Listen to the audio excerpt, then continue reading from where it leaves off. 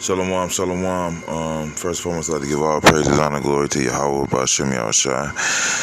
Ba'ashem Rakah Kodash, double honor to the apostles and elders, a great millstone. Salutation to you, Akim, pushing this word with truth, sincerity, with charity. And this is just going to be a spiritual rant. I may not bring out that many scriptures, but I just want to put this on wax, man. You know, I just had spiritual conversation with the elder Damashapat, a particular brother which we have very similar personalities. For some reason we're a lot alike, you know. It's a brother that's very elder, that's very cheerful and has a cheerful spirit, and one of the few brothers that I can say that gets me, that understands me. It's a spirit that we had this conversation because we were basically kind of going through something, internal affairs, so to speak. That's all I'll say about that. But just the type of things that we read about in the scriptures, all these examples are manifesting, you know. And the fact of the matter is, not everybody in this truth is going to appreciate your personality and who you are. Who you are is not always going to be accepted by everybody. Okay? And you have situations like Paul and Barnabas, you know, where they had to separate. You know what I mean? And it's just like that sometimes. It's, you know, it's not that you wish ill. And the main thing, you know, when I spoke to the brother about my issues, you know, within the body, you know, the main thing that the elder told me was, you know, pray for brothers, man. Especially the brothers that you know you may not be you know, rocking with right now, and they might not be rocking with you. You know, pray for them. You know.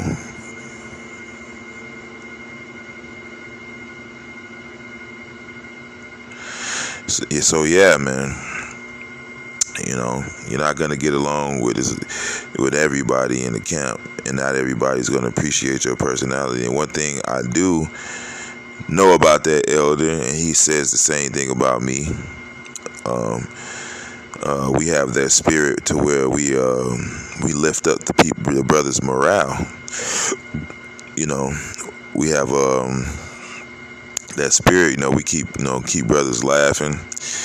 You know, if a brother's in bad spirits, you know, we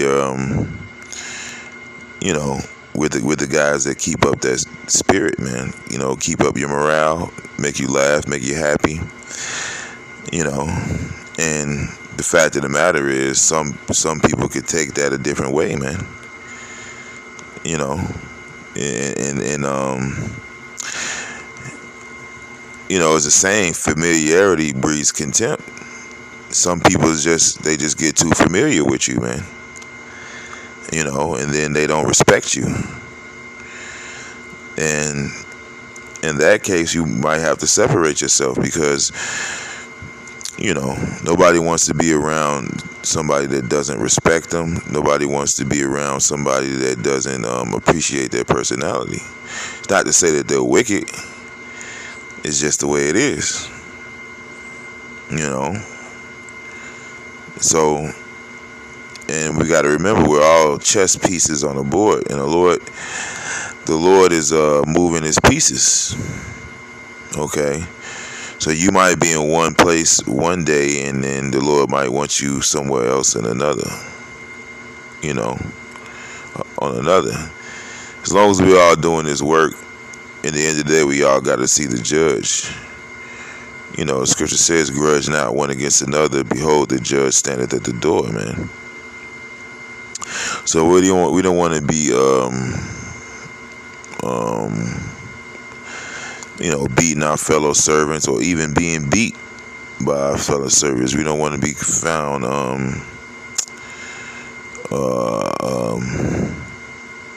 grudging. You know, that's not it's not a good look, and it's not a suitable sacrifice in its truth. All right, the scripture says the sacrifice of Yahweh Shem Yahushai is a contrite spirit, man. All right, so we're coming into the Day of Atonement, which is actually tonight. You know, so this is a time where we should be reflecting on our own sins, on our own things that we need to that we've done, and ask for forgiveness for that. And like I said, the best advice the brother gave me was pray for them brothers, man. You know, if you got, pray for all the brothers, especially the brothers that you may not be so hot about right now, and we just gotta, if we're gonna eat the whole roll, we gotta accept the whole roll. Part of that is, sometimes brothers are gonna separate from each other. Doesn't mean I hate you. Doesn't mean, I'm wishing bad on you, But sometimes you have a Paul and Barnabas situation. Brothers do you do what you do, I do what I do. You go this way. Hey, look at Abraham and Lot. Abraham and Lot, they didn't have no beef. They wasn't wicked. It's just that they had to separate. That was the will of the Lord. And the Lord does deal with separation. That's one thing you got to know. So, being a brother doesn't always mean y'all got to be all up in each other's face all the time, man. Sometimes the best thing brothers could do is separate from themselves in certain situations, man. To keep down the bullshit. And another thing is, you want to be, this is just, and this is something that was mentioned, is that you want to be around brothers that appreciate you, man, that appreciate what you have to bring to the table, man. You don't want to be around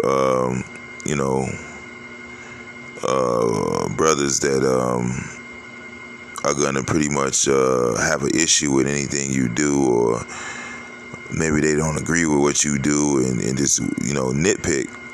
You don't want to be around that, man. So there's times, as the scripture says, there's a time to embrace and there's a time to refrain from embracing, man. So, hey, in this walk, you got to know when it's time to let go of brothers, man. You know what I mean? And you got to know when it's time to embrace. Same thing. It is what it is, It's not, that brother is wicked, not that you wicked. It may be something that you need to learn. It may be something that he need to learn. It is what it is. At the end of the day, we don't want to have no ill will towards any brothers, man. But that's just a quick exhortation I wanted to do, man. Sorry I didn't bring out more scriptures, or I basically quoted a couple, but it is what it is. Just a spiritual rant, and just for brothers to be prepared for breakups, times that you're gonna break up, and you're not gonna be so cool with certain brothers, man. It's gonna happen,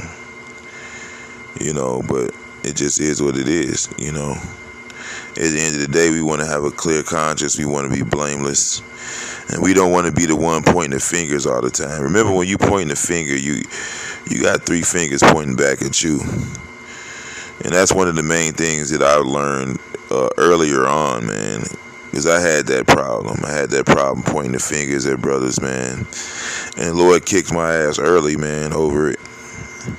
And I stopped doing it. I stopped pointing fingers at brothers. I stopped trying to condemn brothers. Put it like that. We're not here to condemn each other. You may point out something the brother does. You may point out like, hey, you did this, you did that. But that's not to say that you're, trying to condemn him. You just might want to get a brother to see where he's going off at. But I had the problem in the past where I was literally trying to drop the hammer on brothers, man, and the Lord fucked me up early, and this is, years ago. The Lord fucked me up early for that, man, and so that's something I had to learn to stop doing, man. I'll give you some advice. You could take it or you could not take it. I'm not gonna make a big issue about what you do and what you don't do. I'm not gonna tell you that I'm not gonna, I'm not gonna condemn you for it. I'll tell you about it and then I'll ignore it. And let you deal with it, and let the Lord deal with it, man. And not every brother's gonna do that. Some brothers are gonna make an issue out of everything. Some brothers are not gonna look over, stuff, whether it be minor, whether it be major. Some brothers always want to find fault, and you're gonna have those guys too.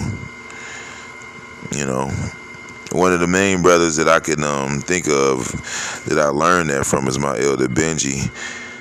This is a brother that let a lot of shit slide. He never really, some of the biggest flaws that brothers had, this brother would just, look over it, never make an issue about it. He probably never even heard about it.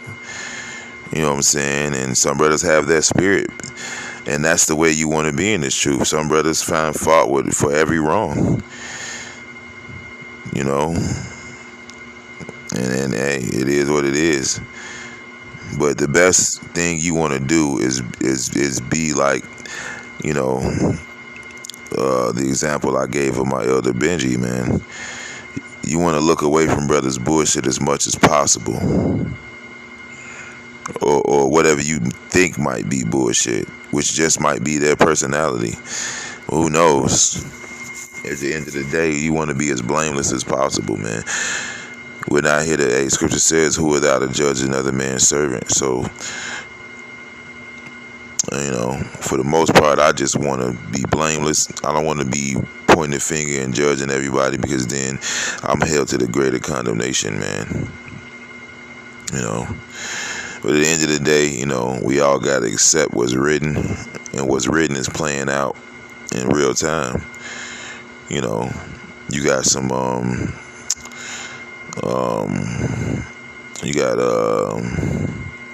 David and Jonathan situations, and you have Paul and Barnabas situations. You have situations to where you're gonna embrace, and you're gonna have situations where you're gonna refrain from embracing, and all those things have to be accepted. So I just want to do that little exhortation. Spirit was on me because, the conversation I had with the elder, it was very spiritual and much needed, because the brother's kind of going through the same thing as I'm going through over here. So, it's good to have a brother. Scriptures talk about one that will sorrow with you when you miscarry.